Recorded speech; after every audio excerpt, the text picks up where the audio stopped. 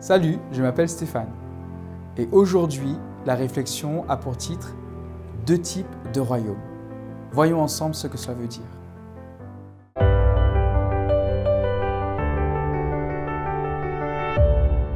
La pensée du jour se trouve dans 1 Corinthiens 1, verset 27. « Mais Dieu a choisi les choses folles du monde pour confondre les sages. Dieu a choisi les choses faibles du monde pour confondre les fortes. »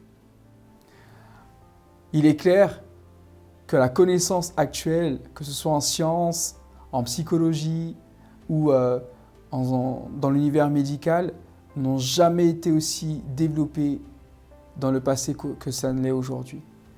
Aujourd'hui, nous connaissons tant de choses et pourtant, il y a encore tant de souffrances, tant de blessures, tant de guerres et de bruits de guerre. Les Nations Unies sont censées être un forum où devaient être discutés et réglés les problèmes. Et en fait, on réalise qu'aucun problème n'est réglé, aucune situation n'est améliorée. Il y a parfois des brides d'amélioration, mais pour juste après se retrouver dans une situation encore plus catastrophique. Sais-tu qu'il y a deux royaumes? Un premier royaume qui est gouverné par l'intérêt personnel, l'égocentrisme, le moi d'abord, que ce soit à titre personnel, que ce soit dans ton entreprise, que ce soit au niveau national ou international. Cette situation amène encore et toujours le même problème, orgueil, jalousie, envie, qui aboutissent à toute espèce de violence, d'extrémisme et de tristesse. Ce royaume, c'est le royaume sur lequel le monde est construit. Il y a un deuxième royaume, le royaume des cieux. Dans ce royaume, il y a aussi de l'intelligence, de la sagesse et de la connaissance. Mais cette fois-ci, la base, c'est l'amour désintéressé.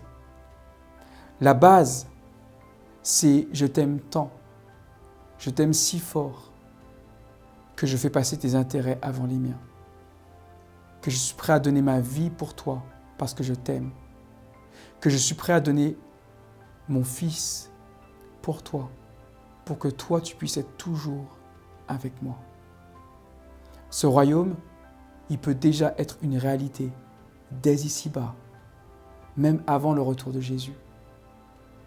Il peut être une réalité si toi, tu acceptes que ce royaume soit toujours réel dès maintenant dans ta vie. Pour cela, le Seigneur peut t'aider, te soutenir, te diriger, t'orienter. Il peut te diriger de sorte que tu sois au clair sur la manière dont tu dois te positionner. Comme on l'a vu tout au long de cette semaine, beaucoup de situations sont difficiles, beaucoup de situations génèrent du stress, de l'inquiétude et des difficultés. Mais à travers toutes ces choses, nous sommes plus que vainqueurs.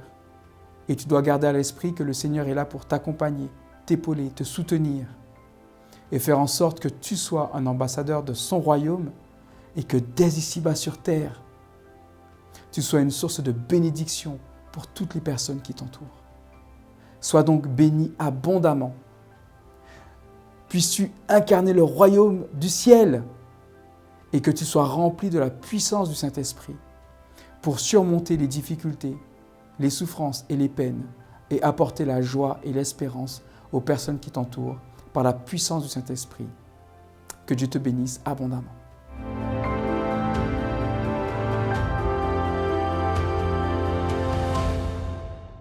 J'espère que le message de cette vidéo t'a beaucoup touché et que tu seras richement béni par le message. Maintenant, tu as la possibilité de partager également cette vidéo avec une personne qui t'est chère pour qu'elle également puisse bénéficier de cette bénédiction. Que le Seigneur te soutienne, te bénisse abondamment.